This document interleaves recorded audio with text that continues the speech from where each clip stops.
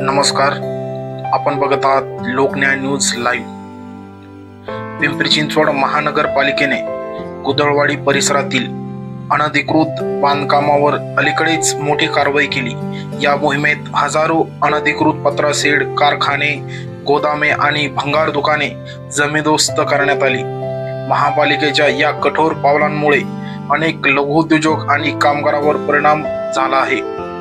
कुदळवाडी आणि चिखली परिसरातील सुमारे 2200 लघुउद्योजकांनी भाडेतत्त्वावर जागा घेऊन आपले व्यवसाय सुरू केले होते। येथे सुमारे 1 लाख कामगारांना रोजगार मिळत होता।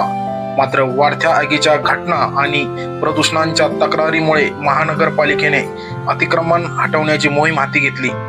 या कारवाईत आतापर्यंत 372 एकरवरील 2317 बांधकामे हटवण्यात आली आहेत। महापालिकेने संबंधित जागा मालकांना नोटिसा दिल्या होत्या, परंतु अनेक उद्योजकांचा दावा आहे की त्यांना या नोटिसांची माहिती देण्यात आली नव्हती व नोटिसांचा कालावधी संपल्यानंतर अचानक कारवाई सुरू झाल्याने उद्योजकांना त्यांच्या यंत्रसामग्री काढण्यासाठी पुरेसा वेळ मिळाला नाही।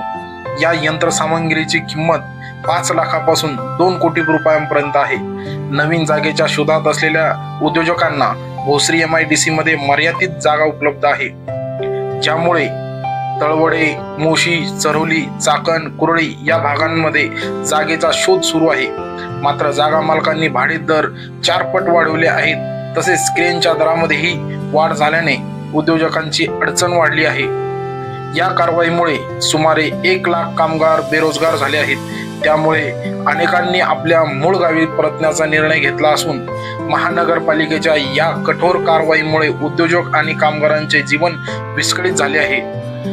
शहराच्या औद्योगिक ओळखीवरही या कारवाईचा परिणाम होण्याची शक्यता आहे। अतिक्रमण हटवणे आवश्यक असले तरी प्रशासनाने उद्योजक आणि कामगारांच्या पुनर्वसनासाठी ठोस उपाययोजना करणे गरजेचे असून अन्यथा या कारवाईमुळे स्थानिक अर्थव्यवस्थेवर नकारात्मक परिणाम होऊ शकतो।